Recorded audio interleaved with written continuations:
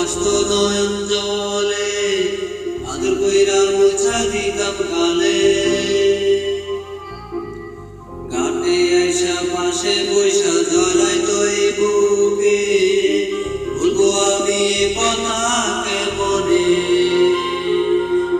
চাঁদের মতো বুকটি যখন ভাসতো নয়ন জলে, আদর কইরা মুছা দিতাম কালে। ঘাটে আইসা পাশে বইসা জড়াইতো এই বুকে, বলবো আমি এই কথা কেমনে। তবে ভালো কেন বাসি না, স্বপ্ন কেন দেখাই না,